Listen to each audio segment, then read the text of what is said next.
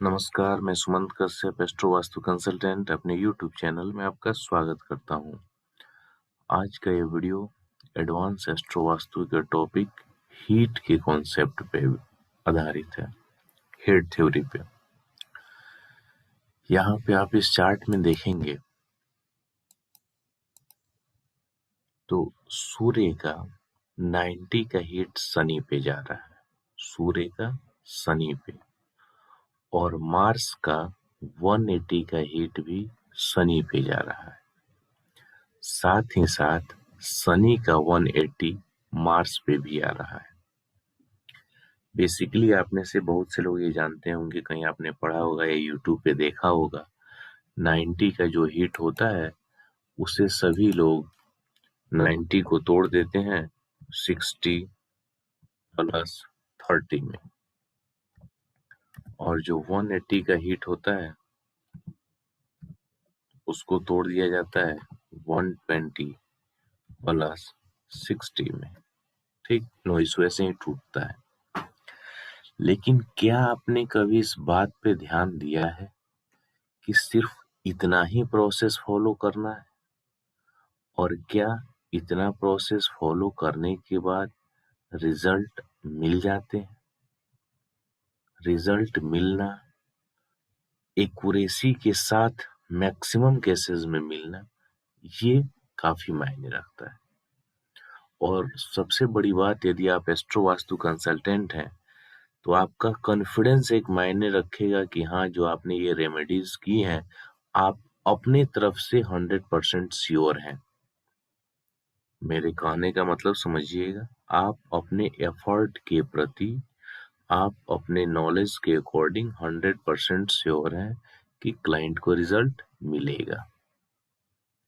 अब आइए यहाँ मैं एक बेसिक सा डिफरेंस आपको बताता हूँ। सभी प्लेनेट का अपना अपना नेचर होता है एलिमेंट के आधार पे। Air element, water element, fire element, earth element. वैसे ही राशियों का भी नेचर होता है। राशियां बेसिकली इन्वायरमेंट है, और वो इन्वायरमेंट ही हमारे घर में है। तो जब तक राशियों का नेचर और वहां प्लेस किए जाने वाले ऑब्जेक्ट यानी कि प्लेनेट, उनका नेचर जब तक मैच नहीं करेगा तब तक आप एश्योर नहीं हो सकते हैं रिजल्ट के प्रति, और रिजल्ट आपको अच्छे से मिलेंगे भी नहीं। यहाँ पे सिंपली एक बात समझिए, मार्स का 180 का हीट सैटर्न पे है, आपको इसको तोड़ना है। आप 60 पे आएंगे तो यहाँ स्कॉर्पियो साइन में 60 आएगा, और 120 पर जब आएंगे तो यहाँ 10 नंबर यानी मकर में 120 आएगा। तो आप स्कॉर्पियो में भी रख सकते हैं और साथ ही साथ मकर में भी आप रख सकते हैं। एस्ट्रोलॉजिकली जो हीट का कॉन्सेप्ट है वो, लेकिन एक स्टेप आप आगे सोचिए। मार्स यानी ये फायर का प्लेनेट है, और ये वृश्चिक राशि वाटर की एक्टिविटी है, और वाटर में भी डिस्पोजल यानी गंदे पानी की एक्टिविटी है। लेकिन यहाँ मकर राशि ये अर्थ एलिमेंट है। अब आपको सोचना है कि फायर को वाटर में बैठाएंगे या अर्थ में बैठाएंगे। समझिएगा इस डिफरेंस को। जहां तक मेरा अनुमान है, आप यदि एस्ट्रो वास्तु करते हैं या एस्ट्रो वास्तु का वीडियो देख रहे हैं, आपको इंटरेस्ट है, तो आपको वास्तु में 5 एलिमेंट थ्योरी भी पता होगा, और आपको उनका साइकिल ऑफ क्रिएशन और साइकिल ऑफ कंट्रोल भी आपको पता होगा। तो उसके अकॉर्डिंग आप ये आसानी से डिसाइड कर सकते हैं कि मार्स को कहाँ रखना सही हो। अब आप में से कुछ लोगों के दिमाग में बात आएगी कि मार्स वृश्चिक राशि का स्वामी है। इसको एस्ट्रोलॉजिकली मत सोचिए, क्योंकि यहाँ हम एस्ट्रोलॉजी नहीं, एडवांस एस्ट्रो वास्तु कर रहे हैं और जो भी रेमेडीज हैं उनको वास्तु में एक्टिवेट किया जाता है। वास्तु यानी कि इन्वायरमेंट, सोचने का ढंग बदलना है। तो हम इस कॉन्सेप्ट पे ना विचार करके कि वृश्चिक का स्वामी मंगल है, हम इस कॉन्सेप्ट पे विचार करेंगे कि इनके बीच का जो एक रिलेशन होगा एलिमेंट के आधार पे वो कैसा होगा। दूसरा, सूर्य का 90 है शनि पे, इसका 60 यहाँ कुंभ राशि में आएगा। तो सूर्य की प्रकृति क्या है, एलिमेंट क्या है, और कुंभ राशि का एलिमेंट क्या है।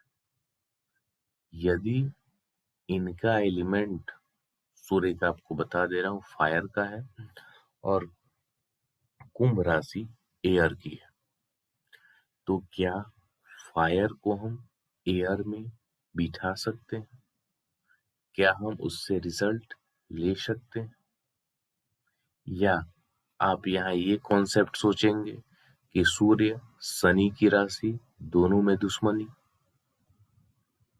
क्योंकि सोचना तो आपको है और रिजल्ट भी आप ही को लेना है ना क्लाइंट से। मेरा मेन मोटिव आपको ये बताना था कि एक एक बारीक से बारीक पॉइंट, चाहे वो राशि से रिलेटेड हो या 5 एलिमेंट से रिलेटेड हो या रजत सत्व और तमस से रिलेटेड हो, आपको उस पे काम करना होगा, तभी आप अपने तरफ से एश्योर हो सकते हैं रिजल्ट के प्रति। एक दूसरा जब आप देखेंगे, सैटर्न का भी 180 मार्स पे है, तो सैटर्न का 60 यहाँ 2 नंबर राशि में आएगा। ये वृषभ राशि अर्थ एलिमेंट की है और इसका 120 कर्क राशि में आएगा और ये कर्क राशि वाटर का है। तो एयर को अर्थ में बिठाना सही होगा या वाटर में बिठाना सही होगा, इस बात पर भी आपको काम करना है। यहाँ मैं एक पॉइंट मैंने आपको शुरू में बता दिया, बाकी मैंने ये तर्क करने का, अपने आप को आप स्वयं अपने दिमाग पे प्रेशर डालें और स्वयं से आप इसका आंसर ढूंढें और अपनी प्रैक्टिस में यूज करें।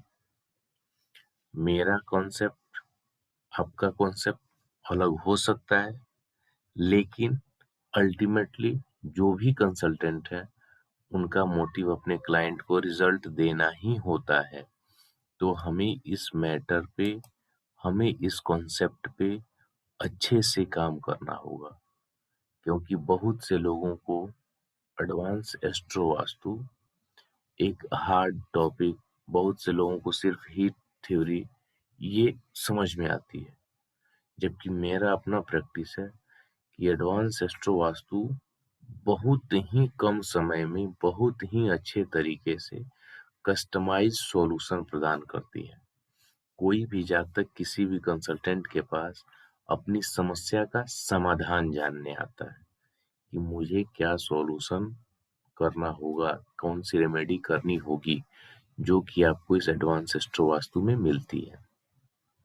बने रहिए, मिलते हैं फिर कुछ और वीडियोस के साथ में।